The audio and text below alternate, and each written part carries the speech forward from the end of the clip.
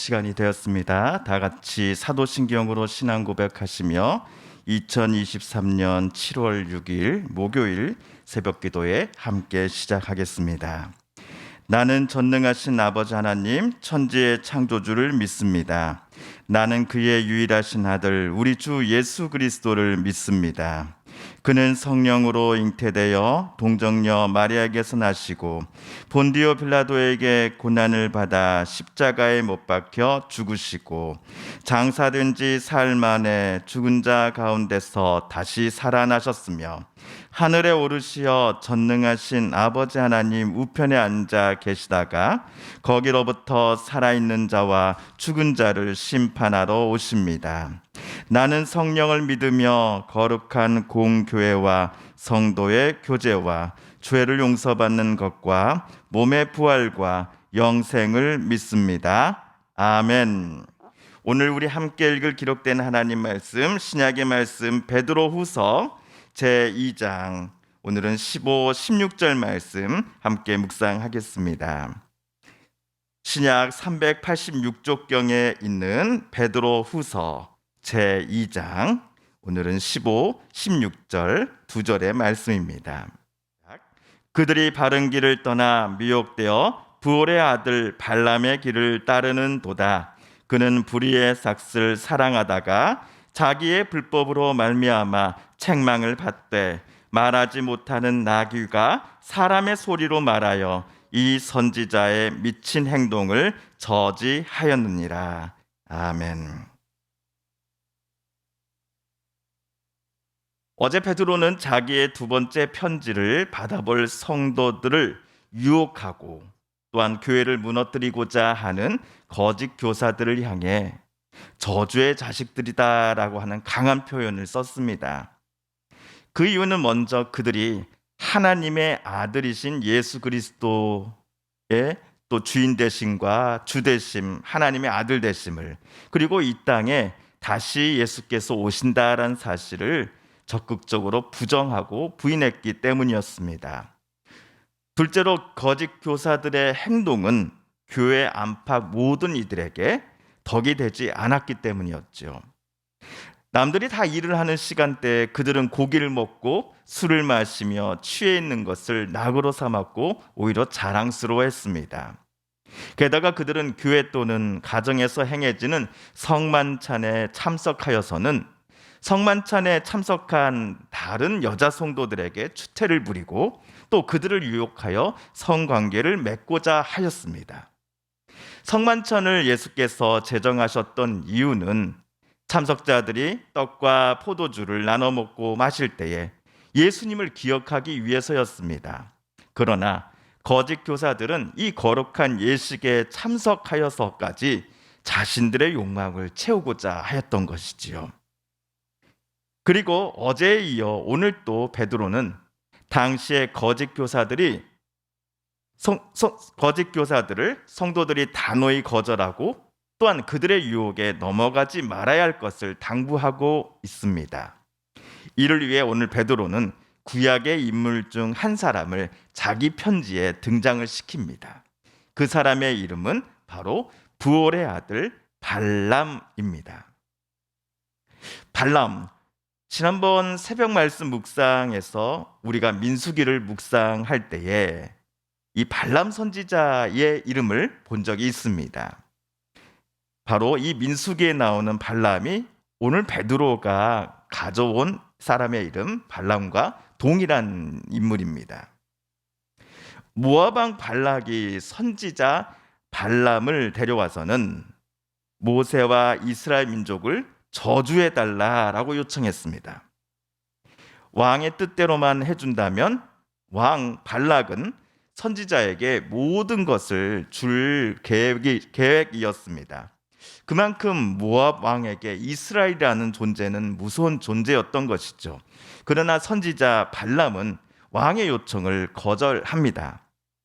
발람이 자기 집에서 모압 왕의 궁전으로 들어가는 길에 특별한 사건이 있었기 때문이었습니다.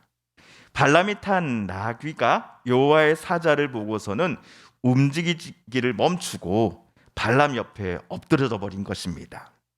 그러자 발람이 노발대발하면서 나귀를 지팡이로 수없이 때려쳤지요. 이때 여호와께서 나귀의 입을 여시니 나귀가 발람에게 사람의 말을 하기 시작하는 게 아닙니까? 깜짝 놀란 발람이 그때서야 자기 앞에 여호와의 사자가 칼을 손에 들고 길을 막고서 자기를 죽이려고 하고 있었다는 사실을 알게 되지요. 여기서 우리 민수기 22장 33, 34절을 함께 읽어보겠습니다. 시작. 나귀가 나를 보고 죄송합니다. 발람 시작. 발람이 여호와의 사자에게 말하되 내가 범죄하였나이다. 당신이 나를 막으려고 길에 서신 줄을 내가 알지 못하였나이다. 당신이 이를 기뻐하지 아니하시면 나는 돌아가겠나이다. 그리하여 발람 선지자는 모압 왕 발락의 회유, 권면 그리고 협박에도 불구하고 이스라엘을 끝까지 저주하지 않고 3번씩이나 오히려 복을 비는 기도를 왕 앞에서 하나님 앞에 올려드립니다. 발람은 왕의 명령보다는 하나님의 말씀에 더 명령에 순종하기로 작정했기 때문이었죠. 이것으로써 구약에서 발람 선지자에 대한 기록은 더 이상 없을 것처럼 보였습니다. 그런데 민수기 31장 같은 책 민수기 31장 8절을 보시면 이스라엘 군사들은 미디안과 전투를 벌이는 동안 부올의 아들 발람을 잡아 죽였다라는 기록이 있습니다. 발람은 이스라엘을 모압 왕이 그토록 저주해달라고 온갖 사주, 협박, 권면할 때에도 용기를 내어서는 그들을 축복해줬던 사람 아니었습니까? 이랬던 발람을 이스라엘이 자기네 진영으로 모셔와 편안한 노후를 보장해 주기는커녕 왜 그를 전투에서 붙잡아 처형시켰던 것일까요? 그 이유를 민수기 31장 16절은 이렇게 말을 합니다. 함께 읽어보겠습니다. 시작.